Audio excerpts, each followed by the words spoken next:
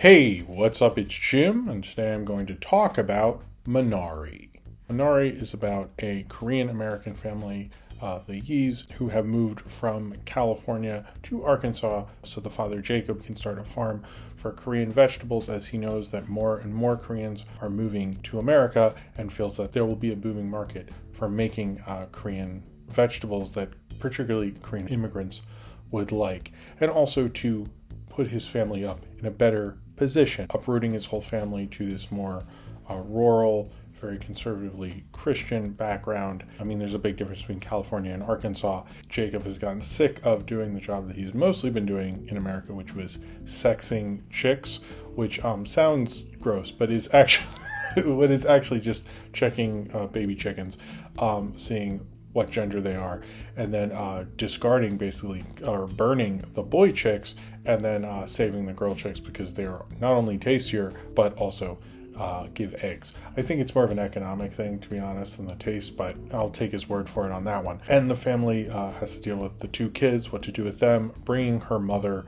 or their grandmother to America to help out with the kids, and hopefully try to make it in America and make it with this farm in Arkansas, looking at the business opportunity they have making Korean vegetables on their own farm. And this is based on the director Lee Isaac Chung's real life as growing up.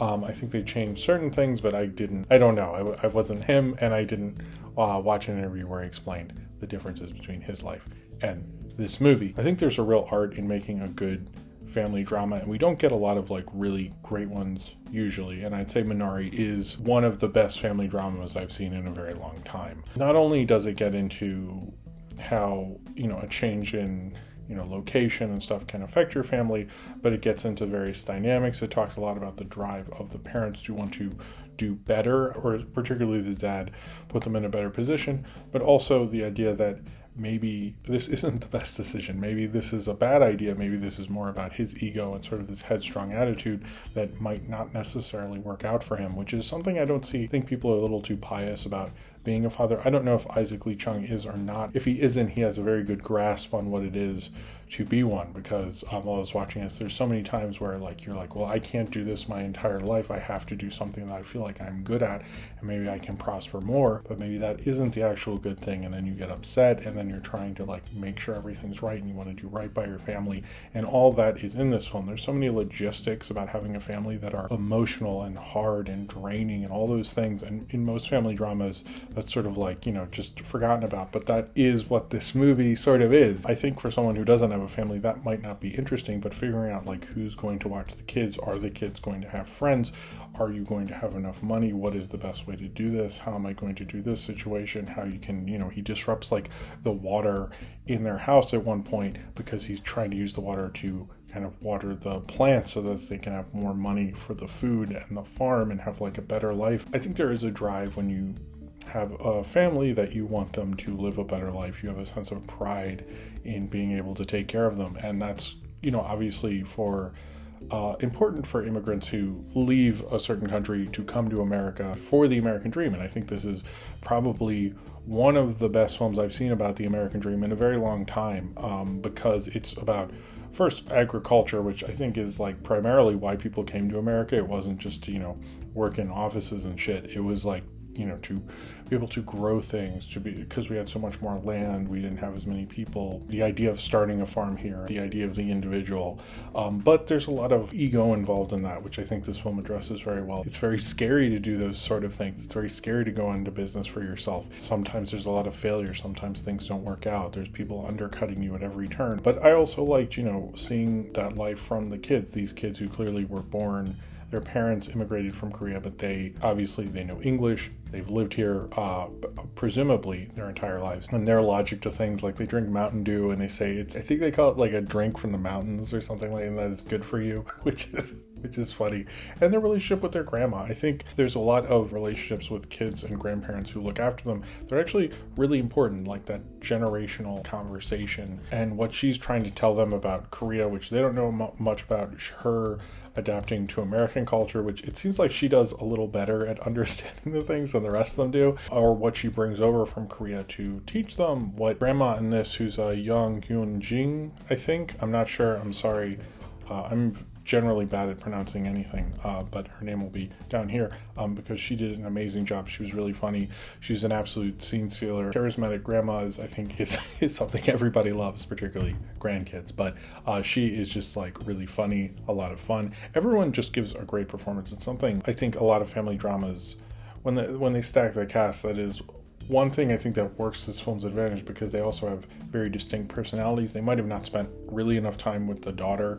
It's more about the son, who supposedly is who the writer-director is based on. So, he gets a lot of time. Who's like amazingly cute. You get the father, who's played by Stephen Young. I've never watched The Walking Dead. I've sort of seen him and stuff. I definitely like recognized him. He is really good, and I think also at doing kind of the stoic father thing while also seeing that emotion like on his face in a way that like it's hard to do stoic and have you read someone's face at the same time as an actor. I think that's actually one of the more difficult things to do, to communicate with that stoicism, and he does it like amazingly well. I felt like maybe it's because I'm a dad right now, and I have a kid, and like I can kind of like, I totally can relate to that situation. Not so much certain aspects, but I definitely, can feel that emotion. But I just felt like he was so charismatic, but also like so good at communicating that emotion. Moments that I think a lot of actors would sort of miss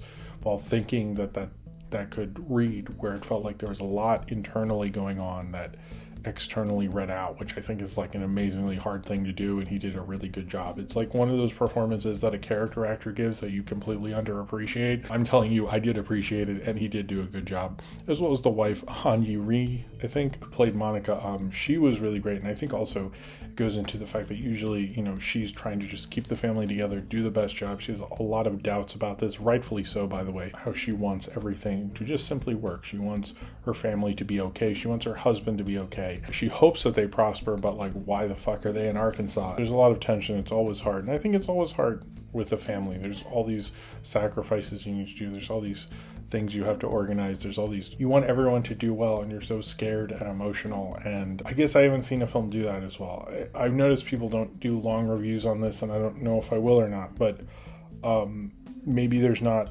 huge filmmaking ideas in this. I think the Minari plant is basically apparently a plant that can basically grow anywhere. It's completely adaptable and can prosper anywhere. And the grandma brings that over and plants it there, and they call it Minari Lake, where she plants it. I think there's a lot of smart ideas going in throughout. It's kind of the smaller, quieter indie film that I think we're used to for mainstream audiences probably aren't as used to, unfortunately. There's not a lot of score, frankly, things of that nature, but I did feel like very like back in the 80s, like watching this family try to grow up and get through like this kind of tougher time, like them being in Arkansas and trying to like figure out life in this kind of in the South in the 80s, which is somewhere I never went in the 80s, but looks like it was probably an interesting idea, or that they don't look like anyone who lives in that town. How people say, like, I think most of the kids who are their friends were like just kid curiosity racism, not like actual hateful racism.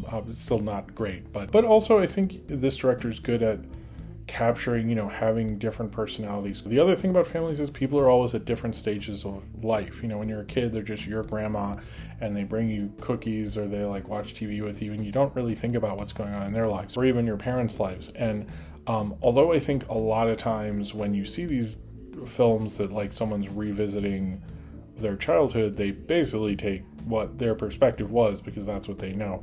And what I did like about what Lee Isaac Chung does in this film is he not only talks about his own childhood, but he talks about his parents' struggles, and it's very much more about theirs as well, and seeing, a little bit through his sister, not enough, obviously, the grandmother, and getting those multiple age arcs that are all going on at the same time. I think there's not a lot of people who can do ensembles who don't end up doing like an action or superhero thing or whatever, but he is very good at doing that because it feels like he thought about everyone's struggles along the way. And I think that's one of the things like that's hard to do with a family to, daily think of everyone's struggles. Like, this kid needs to do homework. This kid should have been doing their chores. I need to make sure the water works on this farm. Like, my wife has to get to work at a certain time. Grandma needs a certain meal. And it's maddening of trying to do the best thing, trying to do the right thing. And, I think this also gets into, like, one of the things I think about being a dad and being a parent is often thinking, like, well, I should do this. I've always wanted to do this, and I think I'd be very good at it. But how much of that is just pure stupid ego, and how much of that is an actual good feeling? And I think Minari, like, hits that so square in the middle. You just sit there and you're like, I don't know. I did cry actually quite a bit towards the end of this film, and I think it confronts that so head on, hoping that all works out, hoping that you get to a point where you have done the right thing for your family when everything works out. And